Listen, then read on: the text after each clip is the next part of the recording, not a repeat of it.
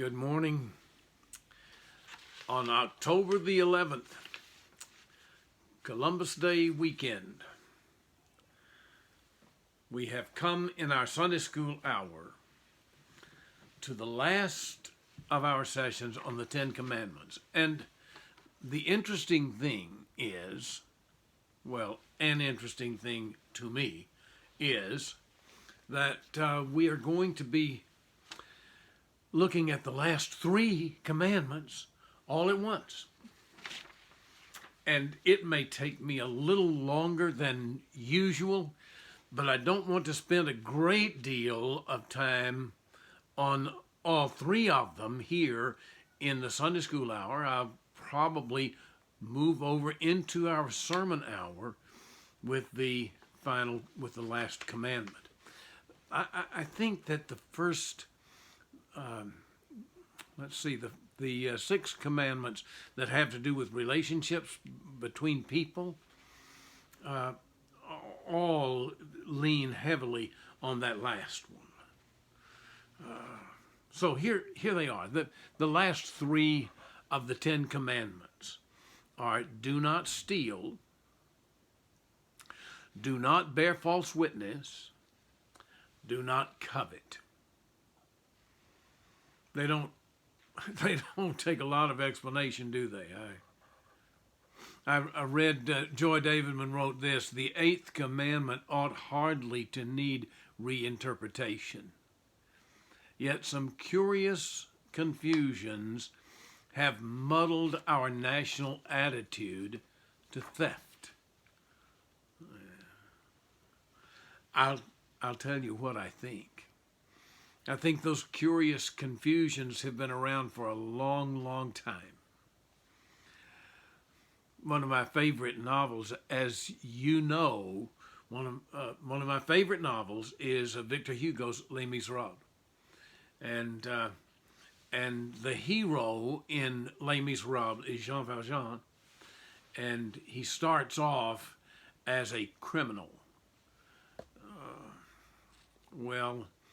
He is a criminal in this sense, that he was sent to prison for stealing a loaf of bread because neither he nor his sister could afford to buy food for her child. So he stole a loaf of bread, he was caught, and he was sent to prison.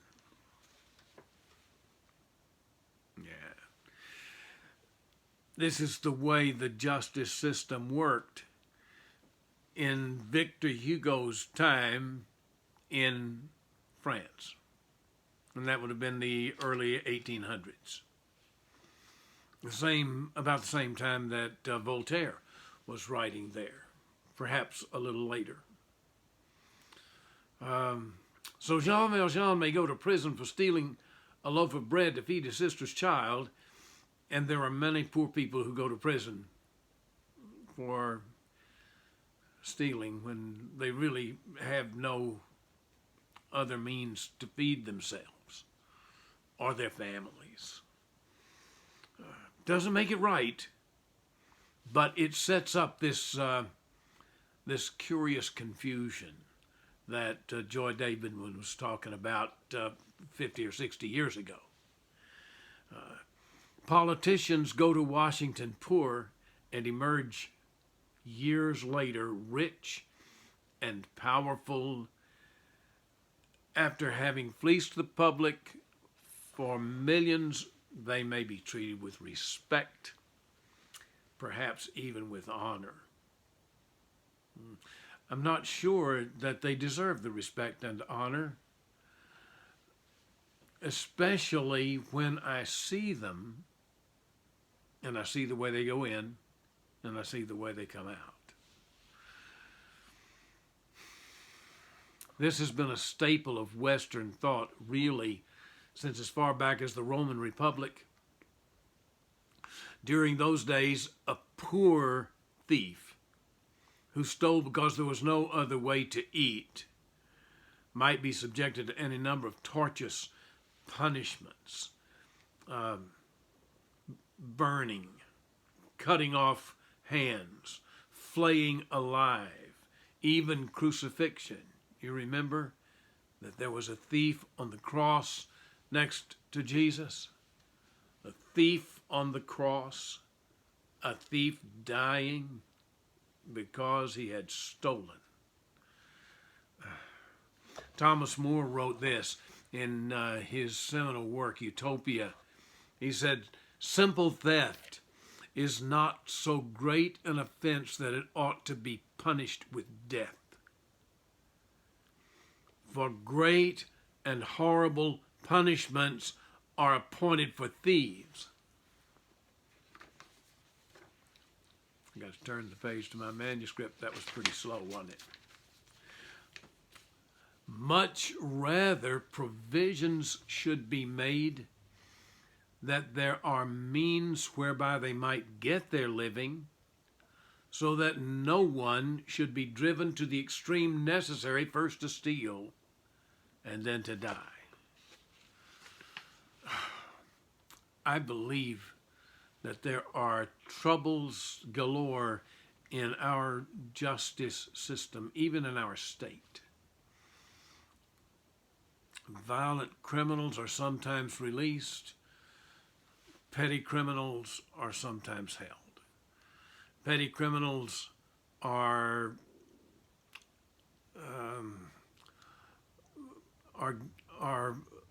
burdened with a stigma that keeps them from getting jobs, does not allow them to vote. I'm talking about people who have been convicted and imprisoned and get out and have nowhere to go. You can't get a job because nobody wants to hire someone with this kind of record. Sometimes they can even have a job, and law enforcement will make sure that they lose it because there seems to be a kind of vendetta against anyone who has ever made the mistake of getting caught stealing something. But you understand this. Understand this. These are always poor people. I'm not talking about necessarily people who are in poverty from an impoverished family. I'm talking about people who are not wealthy, people who cannot afford the best attorneys, perhaps, people who have gotten themselves involved in drugs or alcohol, and because of that, they're sent off to prison to learn how to be thieves, I guess. Yeah. Voltaire was a French philosopher I mentioned just a little while ago. He was a person who believed in tolerance. He believed in the efficacy of reason in all things. And he saw the church, that is to say, in France where he lived, it was the Roman Catholic Church. He saw the Catholic Church complicit in the state spending its resources to imprison an impoverished thief, while encouraging far greater theft through commerce. It's no wonder that he said, as it's translated into English, "Crush the loathsome thing," talking about the Roman Catholic Church in France. Now, that's not an indictment of the Roman Catholic Church today, or the Roman Catholic Church in America, or even the Roman Catholic Church anywhere else in the world at the time, although one might indict them. But what it is to say is that the church was complicit in this attitude, which was the national attitude, and it came all the way through, not through Christian sources. It came through perhaps more capitalistic sources. It came through economic sources. It came through outside sources, infiltrated or immersed itself in the church, which allowed it to do so with its authoritarian government. And it contributes to the attitudes that we have even today, even in our day. Either a person steals or he perishes, and when he steals, he's punished. Poor folks are treated harshly in our society compared to those who are not poor. The rich seem unperturbed, largely affected by economic downturns. The poor are affected by economic downturns.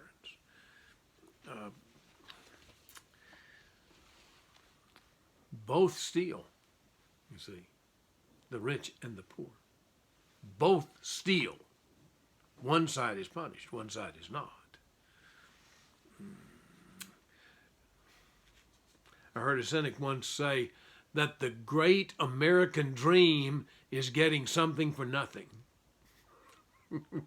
That's, of course, a grotesque exaggeration. We know that the American dream is made up of many things, among them liberty, freedom, equality, idealism. There have been times in our country when we wanted to feed the whole world, but you see, sometimes we fall short. We fall short. And sometimes the American dream, for some people, becomes just that, getting something for nothing. And that's really what theft is, isn't it? That's what stealing is, getting something for nothing.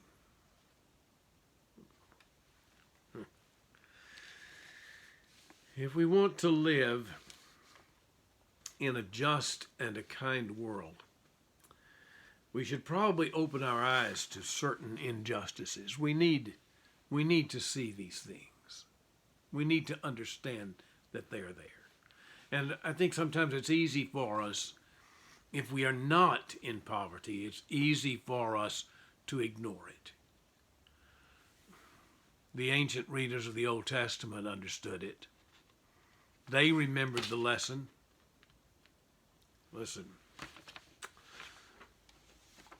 The 7th chapter of Amos. I'm just going to read one little passage here. This is Amos 7, verses 4 through 6. Wait and look it up later, or put us on pause here and look it up and read it along with us. Listen to this. Now, I'm reading it. Listen, I'm reading this from the New Living Translation, and the reason I do that sometimes is because the language is so archaic, even in the more modern versions, the English Standard Version or the NASB. Even in those versions, sometimes the language is archaic, and this is a little easier to follow, especially if you're just listening and you're not reading along. Listen to this. You who rob the poor and trample down the needy.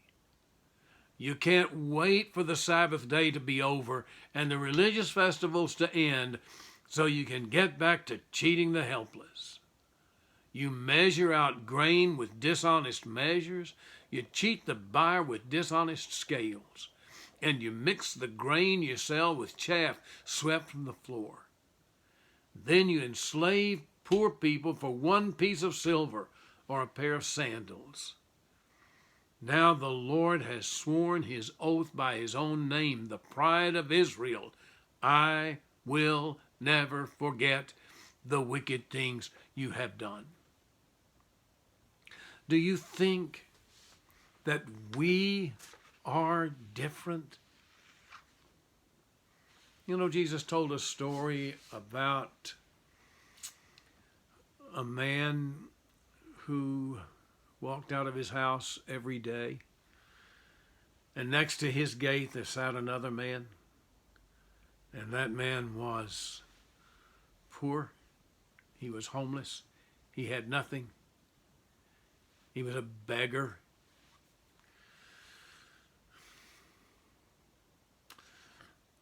That man passed him by every day. That rich man, that good man, that honorable man, that respectable man passed him by every day. He didn't spit at him. He didn't make him leave. He didn't call the cops. He just ignored him. It was as if he did not exist. I think that is what the Old Testament prophets were writing about when they said things like this. And what was the statement? The Lord has sworn an oath by his own name. I will never forget the wicked things that you have done.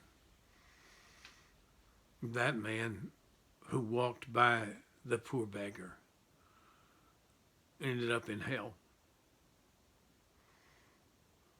That's the story that Jesus told. And he looked up and he saw that beggar sitting there being held next to Abraham. And he said, please, please send somebody to cool my tongue. I'm tormented in this flame. He didn't do anything overt. He just ignored the man who needed. I'd better move along. Thou shalt not bear false witness. I read recently, who knows how accurate this is. I started to say how true this is, but I just found it amusing. But I read recently, I'm sorry, read recently that 91% of Americans lie regularly. Whoa. You know what? We learned that truth is a lot harder to deal with than lies are sometimes. We can avoid conflict, or we can avoid confrontation by lying, or we can spare someone's feelings by lying. So we lie. How do you like my haircut? Well, now, what's the point of saying, it's terrible? What's the point of that? So we say, looks great. How do you like my new dress? There's not much point in saying, I don't like it, is there? No. I have a watch. It is a lovely watch. I have had it for about 35 years, 30 to 35 years. And I love it. About 15 years ago, someone gave me a watch. I don't know why that person gave me a watch. Why would you give me a watch? I'm thinking in my head as I am saying, I love it. It's beautiful. Because you can't say, I just hate this. Why would you get me this when I already have one that I love? Oh, well. Bearing false witness, lying. So we spare feelings by lying sometimes, and so we do it. And sometimes we avoid conflict, and so we do it. The injunction, the commandment, deals with testimony in court. But we've watched enough C-SPAN to know that our government leaders and workers have become adept at lying under oath. We sometimes watch them put their hands on the book, and I think sometimes we get more upset about the fact that somebody wants to put his hand on a Quran rather than on a Bible. And if he's going to tell a lie, he certainly, by the way, if he's a Muslim, does not want to put his hand on a Quran, because they believe the Quran to be the same thing that we Christians believe in, that Jesus is. It's the final word of God, you see. But we see them put their hands on the book. And they say, I do solemnly swear to tell the truth, the whole truth, and nothing but the truth, so help me God. And then we watch them lie faster than a dog can trot, don't we? And we know they're lying.